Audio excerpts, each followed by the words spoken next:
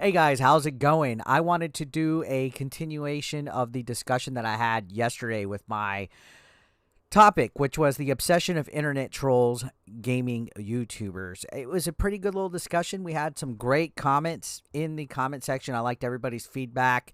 It was really interactive, and I had some new topics off of what I saw on there. So I wanted to go ahead and talk about it and kind of elaborate a little bit more on this subject because people seem to confuse calling somebody a troll with somebody that is being, I guess, critical in somebody's content.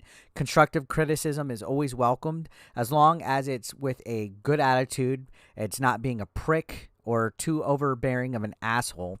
There's a way to give somebody feedback as opposed to going straight to being degrading, derogatory, slandering them, making huge false accusations and stuff. So just to let you know, one example, I think the guy's name was Risky Bandit. He was in the comments. Yeah, it was like something Bandit. They asked me if in the situation where a YouTuber is standing in front of a bunch of games and are asking for donations or monetary help with funding or with bills or anything like that, if somebody says something about them saying, hey, why don't you sell your video games? Does that make them a troll? No. But I'll say maybe in the way that the delivery of the criticism is, it could misunderstandably or I guess indirectly be labeled as trolling.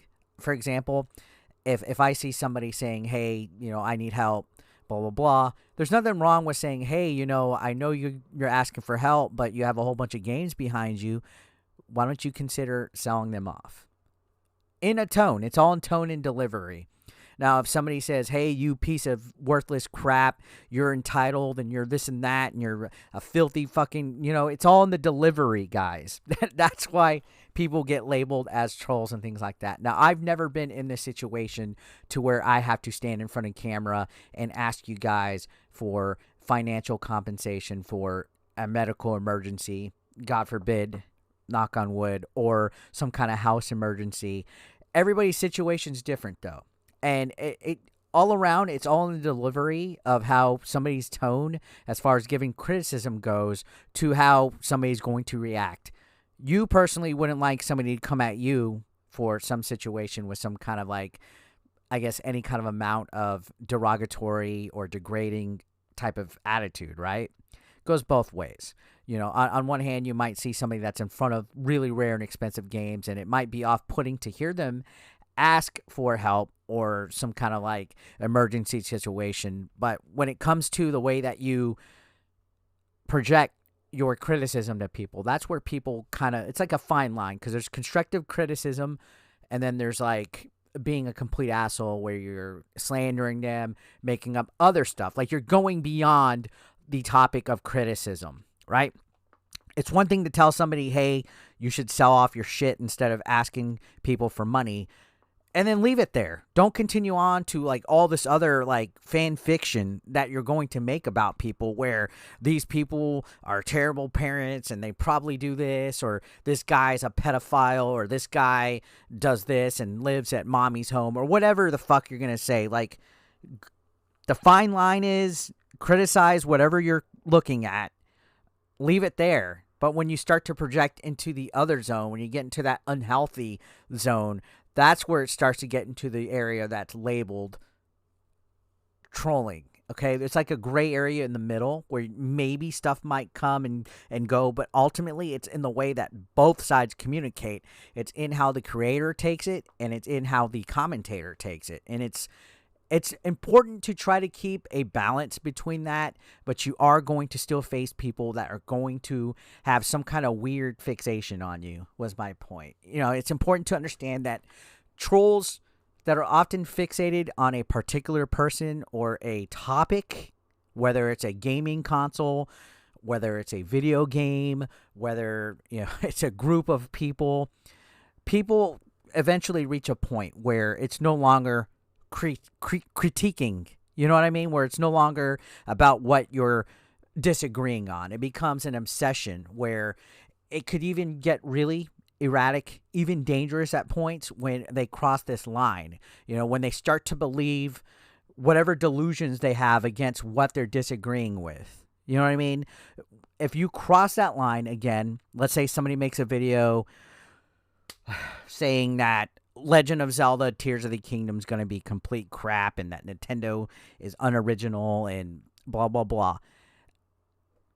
Being critical is maybe saying, hey, such and such, I disagree with your opinion. I think the game is going to be the complete opposite.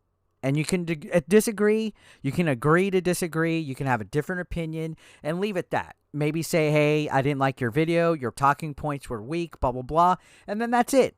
But then if you're like, hey, you fat fuck, you know nothing about video games. You're a fake gamer. You're a fraud. And you're a fucking pedo and blah, blah, blah. That's not constructive. That's not constructive at all. All right.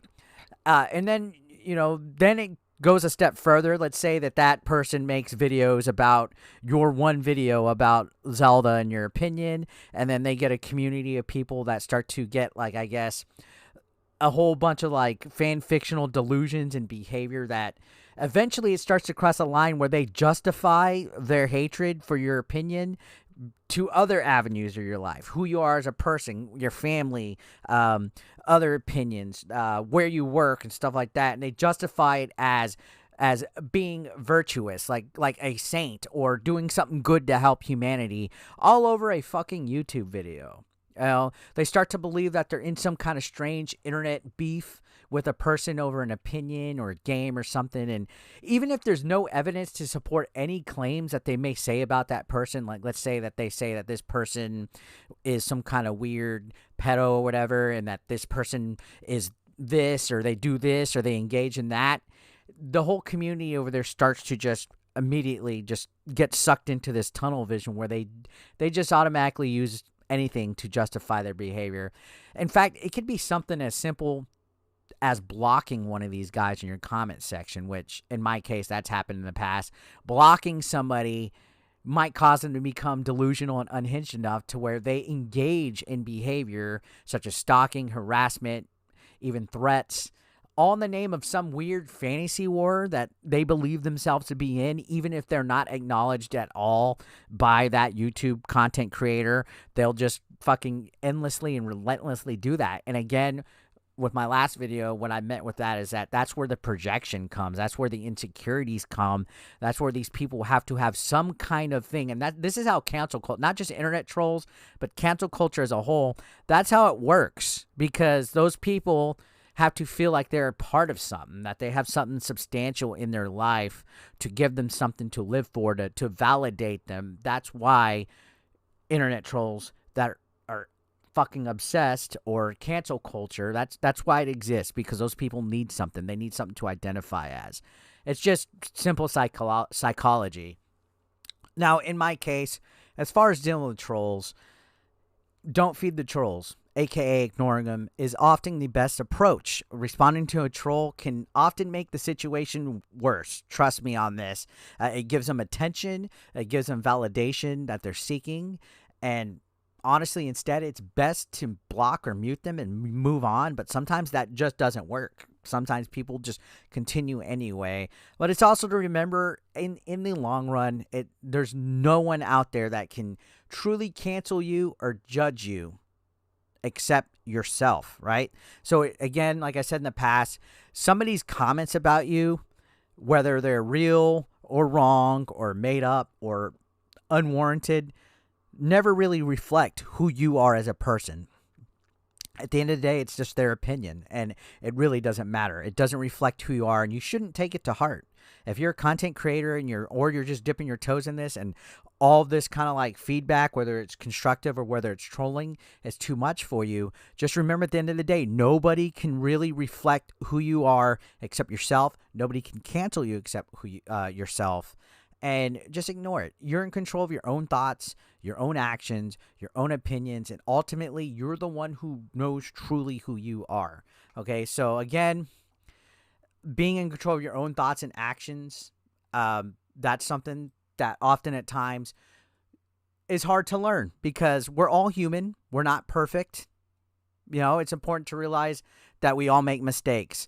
There may be times that we actually do react to a troll in a way that we later regret. And I will give you a perfect example. I mentioned earlier that I had to deal with somebody that has basically been in the past where I block them, they get unhinged. And at the time, I handled it the wrong way.